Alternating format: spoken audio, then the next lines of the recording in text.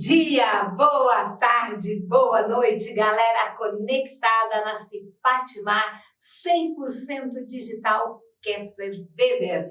Você já me conhece, meu nome é Carla Galo e o tema de hoje é o uso e abuso de drogas lícitas e ilícitas. Eu começo perguntando a vocês, existe uma cultura de consumo de substâncias psicoativas? E afinal de contas, o que é uma substância psicoativa? Para lá, antes de definir essas questões, eu quero refletir algo importante. Fiz até uma camisa sobre essa reflexão. A sua vida é preciosa demais para desperdiçá-la numa guerra contra você mesmo. É isso. O uso e abuso de drogas é uma guerra interior. Mas quem está nessa guerra não deve ser excluído, não deve ser chamado de vagabundo ou de um indivíduo que não gosta da sua própria vida. Calma, esse indivíduo precisa de tratamento, porque o uso e abuso de drogas é uma doença que precisa sim ser tratada, mas acima de tudo precisa ser acolhida. O que o usuário de droga precisa é de acolhimento, para que ele consiga sim sair dessa, porque essa prejudica muito a ele e a todo o universo que está na volta dele, muitas vezes tentando entender, mas não sabendo como fazer. Vamos lá, vamos conhecer mais sobre as drogas psicoativas. Uma substância psicoativa, também chamada de substância psicotrópica, de droga psicotrópica ou simplesmente de psicotrópico, é uma substância química que age principalmente no sistema nervoso central, onde altera a função cerebral e temporariamente muda a percepção, muda o humor, muda o comportamento e, acima de tudo, muda a consciência. É comum a gente ouvir de pessoas que estão sob efeito, ou quando nós olhamos uma pessoa que está sob efeito de drogas psicoativas, a gente usar a expressão, ele está fora de si, ele está sem consciência, porque essa é a sensação de quem está sob o uso desse tipo de droga e também quando nós visualizamos os sintomas do uso, ok? As drogas psicotrópicas, elas dividem-se em 3 grupos, as depressoras, as estimulantes e as perturbadoras. Vamos conhecê-las? As primeiras são as drogas depressoras do sistema nervoso central. Quais são? As mais comuns é o álcool, o barbitúrico, aquela que tem um nome difícil de eu falar, o benzodiazepínicos, que são os tranquilizantes, os inalantes e os opiáceos. Esses são os mais conhecidos. Como elas agem no sistema nervoso central? Elas fazem com que o cérebro funcione lentamente, reduzindo a atividade motora, a ansiedade, a atenção, a concentração e a capacidade intelectual, inclusive. O oposto são as drogas estimulantes do sistema nervoso central. Exemplo, as anfetaminas, a cocaína, o tabaco. E como elas agem no cérebro? É o oposto da anterior. Elas aceleram a atividade de determinados sistemas neuronais, trazendo como consequência um estado de alerta, insônia e aceleração dos processos psíquicos. O indivíduo fala muito porque o pensamento fica acelerado. Resumindo, o indivíduo fica totalmente acelerado. O oposto das depressivas, que o indivíduo fica todo lento, ok? Drogas perturbadoras do sistema nervoso central. Exemplo, a maconha, os alucinógenos, o êxtase e também o nome é difícil, anticolinérgicos. Qual é a ação que essas drogas fazem no nosso cérebro? Elas produzem uma série de distorções, por isso são chamadas de perturbadoras, de distorções qualitativas no funcionamento do cérebro. Geram delírios, alucinações e alteração do senso da percepção. Eu sei que quando eu falar isso, a primeira coisa que vocês vão dizer, maconha não faz isso em grande escala, certo? Então assim, eu cito aqui a maconha porque a maconha é uma das drogas mais populares e que existe todo um debate sobre os seus efeitos, mas ela é sim considerada uma droga perturbadora e ela gera todos esses sintomas que eu acabei de falar numa escala bem inferior aos demais. A gente não pode comparar o efeito da maconha com o efeito de um alucinógeno, mas elas estão na mesma categoria. Tá entendido? Beleza? Vamos lá! As drogas também podem ser classificadas do ponto de vista legal, como drogas lícitas e ilícitas. Drogas lícitas são aquelas que podem ser livremente comercializadas. Algumas são submetidas a certas restrições, como tabaco e bebidas alcoólicas que não podem ser comercializadas para menores de 18 anos, crianças e adolescentes, né? No caso de medicamentos, alguns só podem ser adquiridos por meio de prescrição médica especial. São os tarja preta, né? Mas elas são lícitas. O seu consumo é permitido pelo nosso Código Penal, ok? E aí nós temos as drogas ilícitas, que são aquelas proibidas por lei. Entre as principais ilícitas estão a maconha, que eu citei anteriormente, que tem todo esse debate, a cocaína, o êxtase, o crack. E existe é importante a gente entender que as drogas vão evoluindo, vai sendo descobertas novas drogas e o sistema penal vai classificando elas como drogas ilícitas, certo? Agora, vamos lá, isso é importante a gente entender. Vem comigo, presta bastante atenção. É importante ressaltar que nem todas as substâncias psicoativas têm capacidade de provocar dependência, certo? Também é importante entender que substâncias psicoativas, tanto lícitas como ilícitas, podem gerar dependência. Poxa, cara, então o que gera dependência? A composição química da droga atuando no cérebro. Por isso que determinada pessoa consome uma droga e não tem dependência.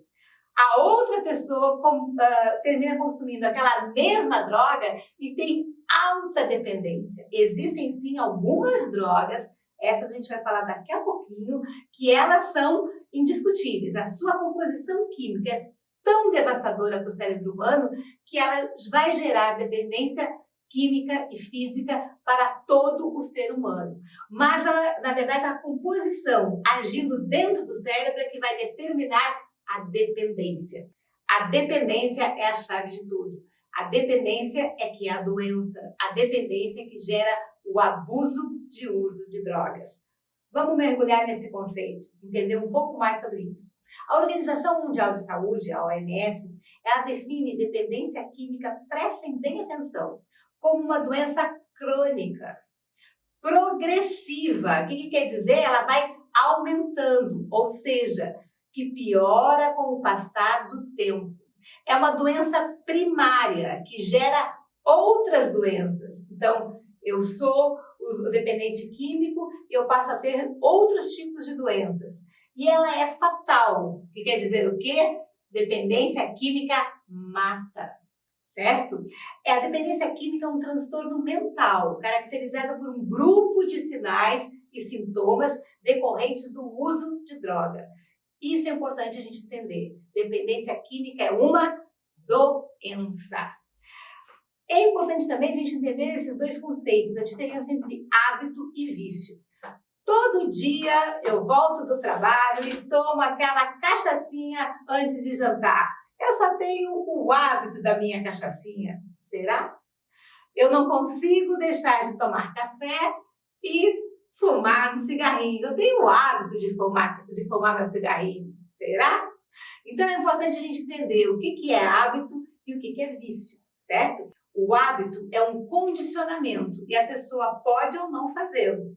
Você tem o hábito de escovar os dentes. Então você tem um horário, que normalmente é antes de dormir, é depois da refeição, e você pode escovar ou não. Você faz isso já no piloto automático, como a gente diz. Por isso que a gente chama isso de hábito. Porque é um comportamento que você repete sem necessitar da consciência. O vício está ligado à dependência física ou psíquica. Eu digo mais, física e ou psíquica, porque às vezes o vício leva essas duas dependências juntas. Vamos conhecer esses dois conceitos. Dependência química pode gerar dependência física. É a presença de sintomas e sinais físicos que aparecem quando o indivíduo para de usar a droga.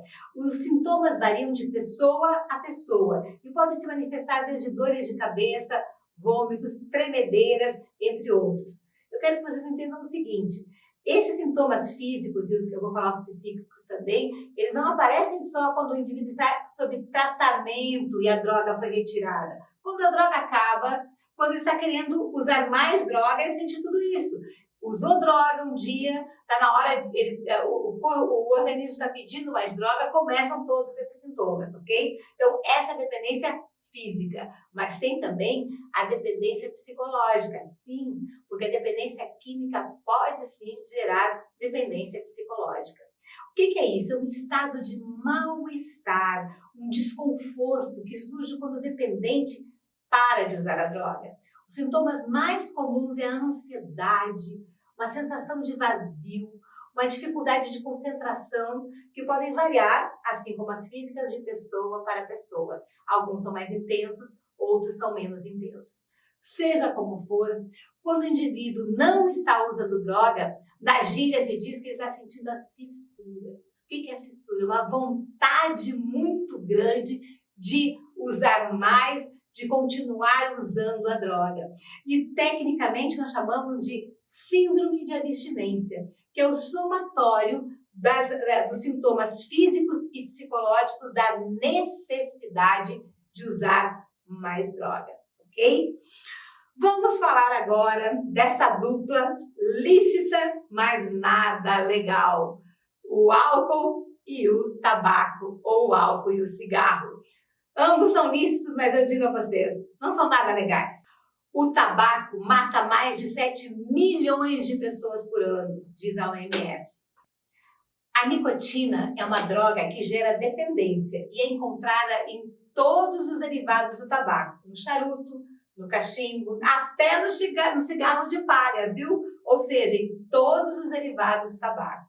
Ela atinge o cérebro, olha só que coisa incrível, entre 7 a 9 segundos e libera várias substâncias, neurotransmissores, né, que são responsáveis por estimular a sensação de prazer. Por isso que o indivíduo toma aquele cafezinho, quer fumar aquele cigarrinho e relaxa, se sente bem. Doce ilusão. Com a injeção contínua da nicotina, o cérebro se adapta e passa a precisar de doses cada vez maiores para manter o mesmo nível de satisfação que tinha no início. Esse efeito é chamado de tolerância à droga. O cigarro contém, olha que absurdo, gente, o cigarro contém cerca de 4.720 substâncias tóxicas, além das mais conhecidas, como a nicotina, o monóxido de carbono.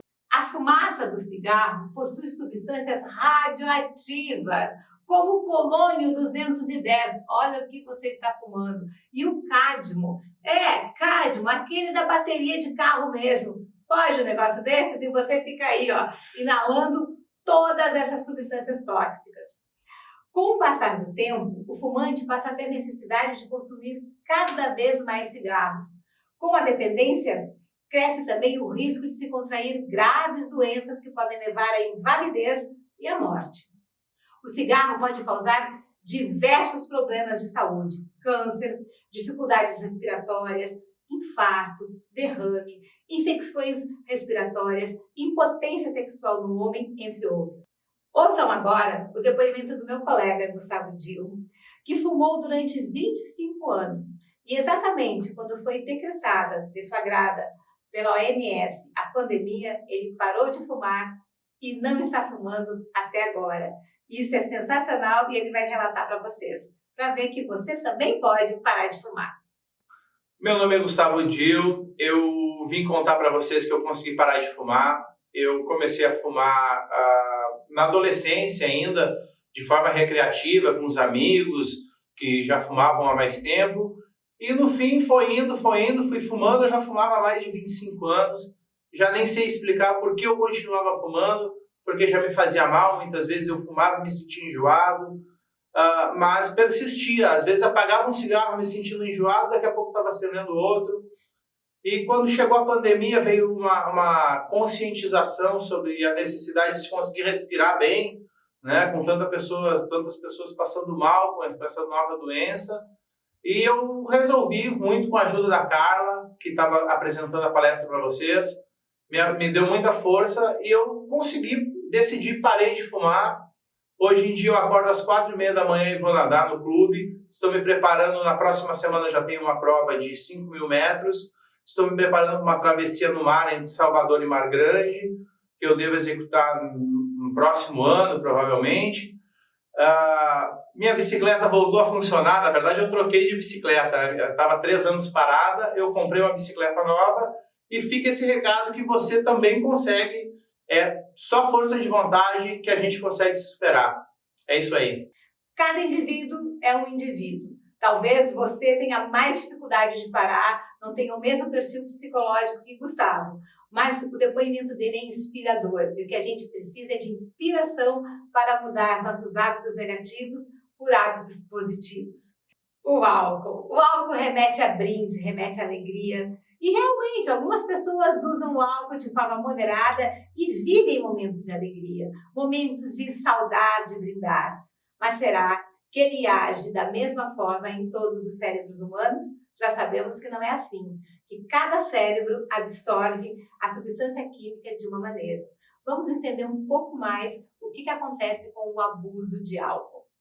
Mais de 3 milhões de pessoas morreram por uso nocivo de álcool, dados da OMS de 2018.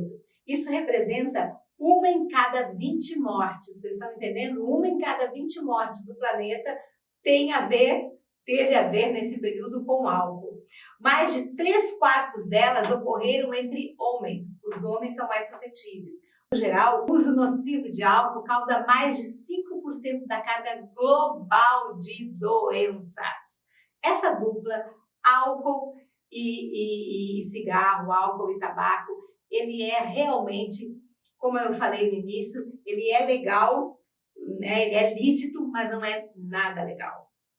O alcoolismo também é conhecido como síndrome de dependência do álcool. Então existem alguns cérebros humanos que desenvolvem uma doença específica, que é uma dependência excessiva do álcool, que é chamada justamente de síndrome de dependência do álcool.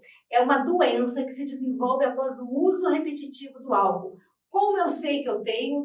Existem várias linhas de estudos, né? Uma coisa a gente sabe, tem um componente genético muito forte, mas normalmente acontece isso. As pessoas começam a usar o álcool de forma repetitiva e a doença se instala. E ela se manifesta e aí inicia-se todo o processo de tratamento que a gente vai ver daqui a pouquinho.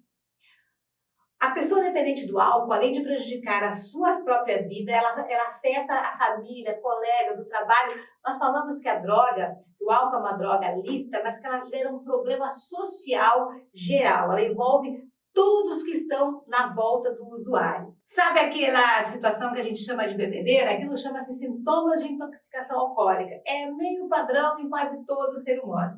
Humor instável, falta de discernimento, fala, né, coisas que não fazem sentido, fala arrastada, fica com a língua, né, arrastada, falta de atenção, problemas de memória que chegam a ter verdadeiros apagões, euforia e falta de coordenação. Por isso, os acidentes de carro ou mesmo acidentes, atropelamentos, quedas decorrentes desse momento de intoxicação alcoólica. Quais são as consequências do alcoolismo? Perda da capacidade laboral, por isso é fundamental a gente estar falando de álcool dentro da empresa, por isso é fundamental as empresas acolherem o indivíduo que começa a desenvolver essa síndrome de abuso de álcool, né? Problemas familiares, exclusão social, ninguém mais chama o indivíduo para nada, acidentes de trânsito, problemas de saúde física, problemas mentais, sim, problemas mentais e comportamentos agressivos que podem levar o indivíduo, inclusive, para a criminalidade. Atenção aqui, eu quero vocês bem atentos no que eu vou falar. Embora o alcoolismo seja uma doença tratável, sim, lembra do que eu falei? O alcoolismo é sim tratável. Ele ainda não tem cura. Isso significa que mesmo que um dependente de álcool esteja sóbrio por muito tempo, ele é suscetível a recaídas. O indivíduo está sóbrio, está sem consumir álcool por 20 anos. Se ele tomar uma dose, ele pode ter a recaída. Lembra que eu falei que nem todas as drogas geram uma dependência com a mesma característica. A característica comprovada de necessidade de abstinência total é o álcool. Então, existem estudos que o álcool realmente precisa da totalidade da abstinência. Por isso, deve-se evitar qualquer bebida alcoólica em qualquer quantidade. Reduzir o consumo pode até diminuir ou retardar os problemas, mas não é suficiente para o tratamento. A abstinência é necessária para que a recuperação seja bem sucedida. Isso na questão do álcool. Cada droga tem um tratamento, mas o álcool é nem uma dose, ok? É saber dizer não. Por isso que justamente quem tem essa síndrome precisa ter acolhimento da família, precisa ter um acolhimento social, porque ele tem que aprender a dizer não sim, ok? Ó, não sim, ficou contraditório, mas é isso aí. Ele tem que participar de reuniões e tem que dizer eu não bebo e dizer não ao álcool. O que é comum no abuso de qualquer droga? Em primeiro lugar, a compulsão, uma necessidade forte, um desejo incontrolável de usar, dificuldade de controlar o consumo, não consegue parar depois que começa. Então, a compulsão é, eu tenho aquela vontade que eu não consigo me concentrar se eu não usar. Comecei e eu não consigo parar. Síndrome de abstinência, que a gente já falou, sintomas físicos e psicológicos. E tolerância, isso aqui é bem interessante, a necessidade de doses maiores para atingir o mesmo efeito obtido com doses anteriormente inferiores, ou efeito cada vez menor com a mesma dose de substância. Então, compulsão, dificuldade de controlar o consumo, síndrome de abstinência e tolerância são os 4 fatores que são comuns em qualquer tipo de abuso de droga. Quais são as drogas mais consumidas no Brasil? Vocês estão vendo aí, disparado é o álcool, o tabaco está em segundo lugar, daí vem a maconha, os solventes, os ansiolíticos, as anfetaminas e a cocaína. E vocês devem estar dizendo, cara, cadê o crack? Pois bem, o crack não está ali, porque o crack realmente, se vocês analisarem o índice de consumo de crack, ele ainda ele é baixo, ele é em índices não alarmantes, porém, quando nas regiões onde ele está presente, a devastação do crack é alarmante sim. Vamos entender por quê.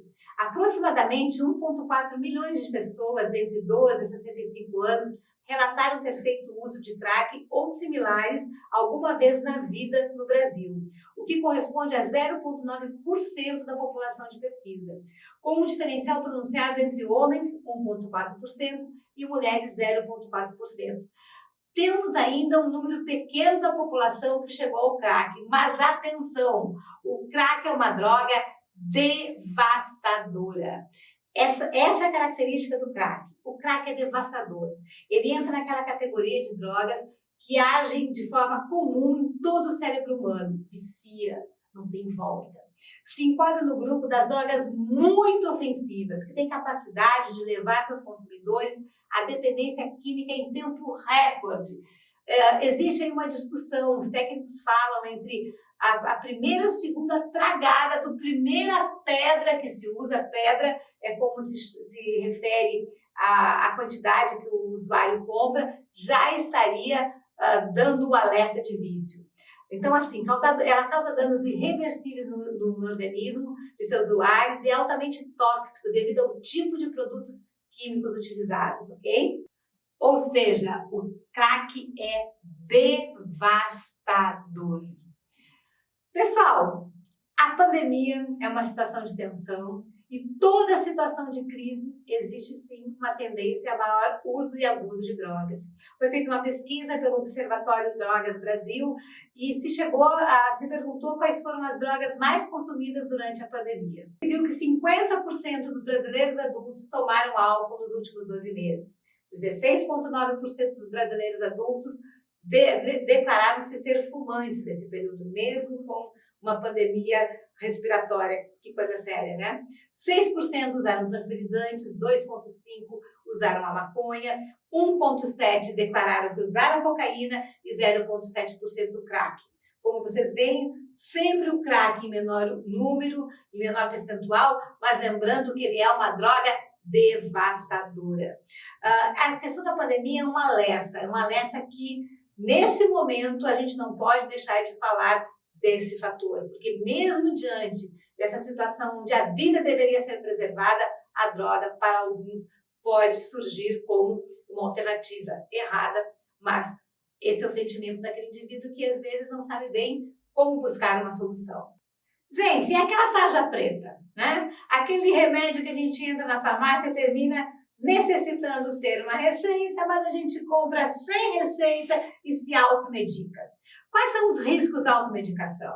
A automedicação ela leva a um agravamento da doença, leva a intoxicação, vírus e bactérias mais resistentes, variação do efeito do remédio, alergias e morte. Mas para o nosso caso aqui, de dependência psicoativa, o que gera? Gera dependência principalmente de analgésicos e tranquilizantes. Portanto, se é tarja preta, se precisa de receita, só use se o seu psiquiatra, se o seu médico, né, nem sempre um psiquiatra, se seu médico receitar. Muito cuidado com os analgésicos e com os tranquilizantes. Eu quero falar agora de como você pode ajudar o seu cérebro a não cair na cilada de transformar um hábito em vício. Vamos entender o que é um hábito? Como é que os hábitos surgem? Todo hábito nasce de uma deixa, então é hora de acordar, de uma rotina, acordei, eu tenho que escovar os dentes, de uma recompensa, o meu sorriso é branquinho, eu não tenho nenhuma cárie. Então, hábitos são compostos de deixa, rotina e recompensa. Só que as recompensas nem sempre são fatores positivos. E a deixa nem sempre é algo também positivo. Vamos entender. Muitas vezes é final de tarde, a deixa então é 18 horas, e 18 horas já tem aquela fama de ser o quê?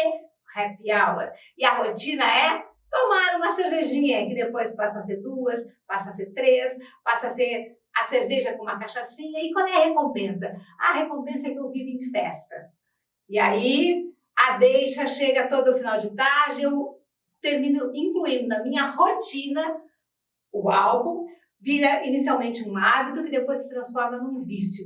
E essa recompensa, ela é, na verdade, uma ilusão do nosso cérebro. Então, você pode dar um alerta para o seu cérebro. E aí, às 18 horas, ao invés de você abrir uma cerveja, você vai parar a academia e você malha bastante e a recompensa é a tua saúde, é um corpo sem gordura excessiva, é você se sentir bem. Não tem aquela festa lá do bar, mas tem a festa da felicidade de uma vida saudável. Então ajude o seu cérebro trocando a rotina negativa por uma rotina positiva. Diga não às drogas. Diga não mesmo, né? Aprenda a dizer não a você mesmo. E aí eu digo o seguinte, droga precisa de tratamento, porque a gente já falou que a dependência química é uma doença. Além dos tratamentos formais, que aqui eu não vou entrar no método de quais são, mas é de buscar profissionais, um médico, um psicólogo, existem também instituições que estão aí para ajudar e estão presentes no Brasil todo. Aonde você estiver, essas 3 instituições que estão aqui na tela estão presentes. O AA, né, que é uma unidade de serviços de recuperação de alcoolismo.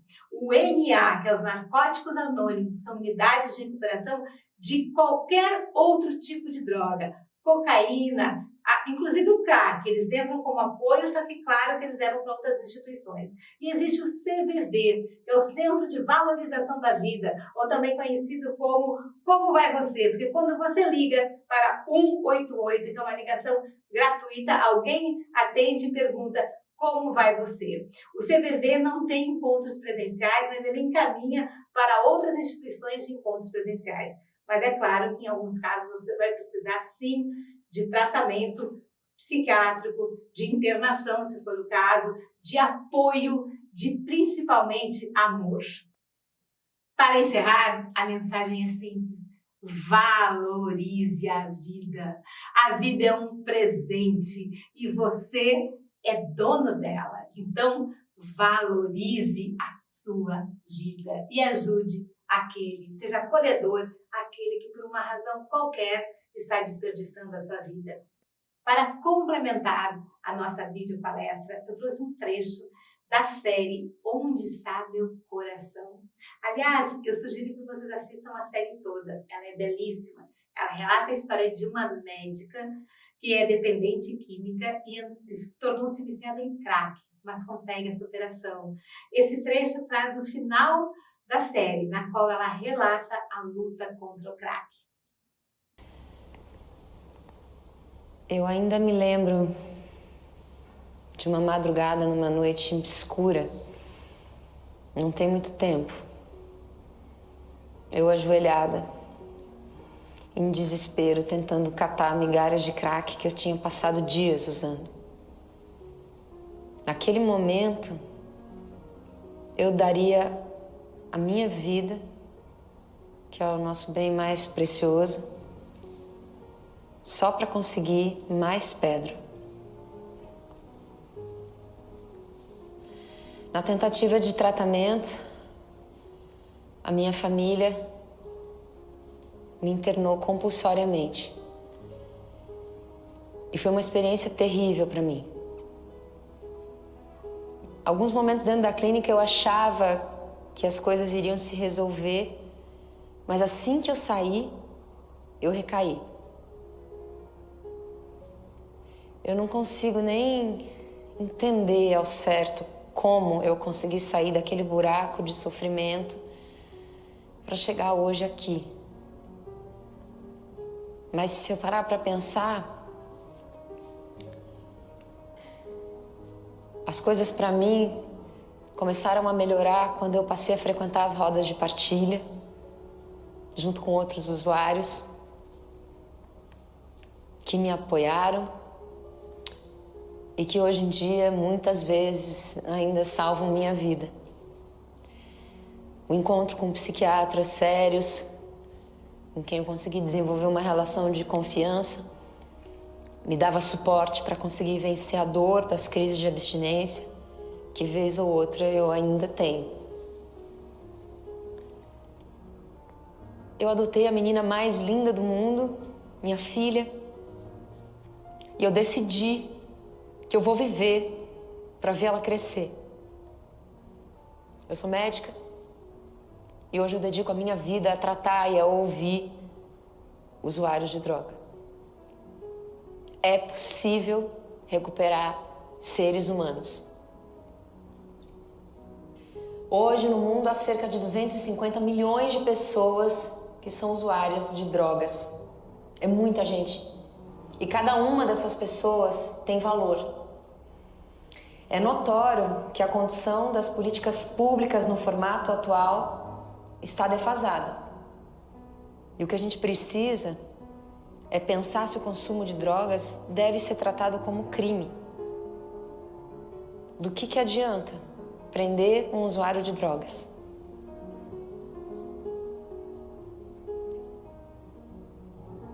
A gente faria a mesma coisa com um alcoólatra? Esse tipo de conduta, ele só dificulta o tratamento e desvia dinheiro que poderia ser utilizado na recuperação dessas pessoas. É preciso entender e tratar. E esse problema, ele tem que ser de todos nós.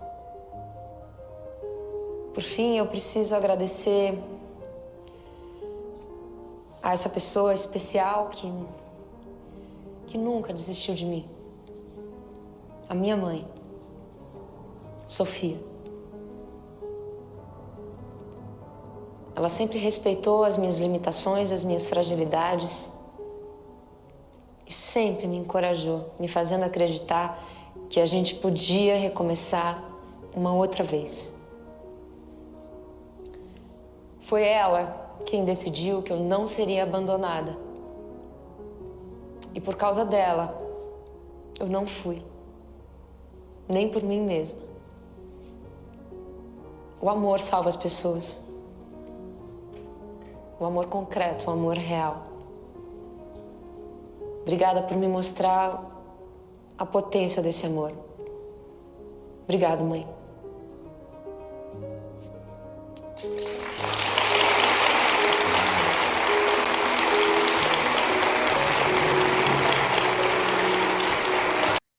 Mais uma vez, obrigada. Obrigada pela atenção e pelo carinho. E se você gostou, vai nas minhas redes sociais, Vai lá, posta uma foto você assistindo o vídeo, me marca, porque nós estamos juntos nesse processo de valorizar a vida. Até mais!